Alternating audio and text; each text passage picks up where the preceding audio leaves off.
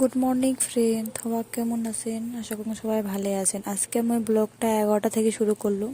তো 11টা বাজে দুধওয়ালা আসি গেছে, দুধটা আমি মাটি নিলুম, নিয়ে বসে দিলুম। তারপরে হইলো মোর হাজবেন্ড আসিল বাজার করি নিয়ে। আর আজকে হইলো হয়তো বৃহস্পতিবার, তো বৃহস্পতিবার আমার নিরামিষে চলে, তার জন্য।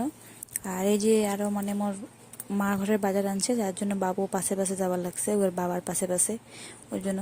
আর লেবুটা আনছিল, লেবুটার সেন্টটা এত সুন্দর লাগছিল, মোক খুবই ভালো লাগছিল। তারপরে ওর বাবুক নিয়ে বাইরে গেল, তারপরে আমি ভাতের জলটা বসে দিলাম।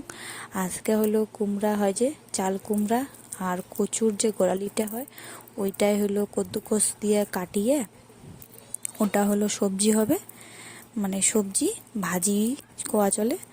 আলু চোখা, মসুর ডাল, আর কাটলের গুটি ভাজি, ভাত। আর তোমার কল আছে বৃহস্পতিবার, তো মসুর ডাল।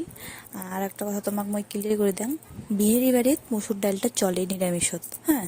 আর আমার রসুন পেঁয়াজটাও চলে নিরামিষত। আমার খালি নিরামিষ মানে মাছ মাংস ডিমটা খাবার নয়। আর নিরামিষত রসুন পেঁয়াজ মসুর ডাল এগুলা চলে।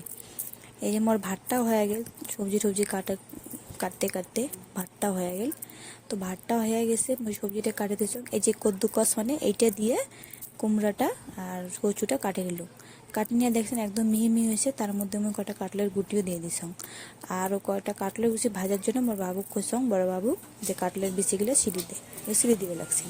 আর এই যে মোর ডাইল হয়ে গেছে, ভাজি হয়ে গেছে, এই যে আলু চোখা করে, আর গুটিটা খালি ভাজিম, বাস। তো আজকের মেনু থালিটা তোমার কেমন লাগে নিরামিষ মোক কমেন্টে কম। Bye bye, tata.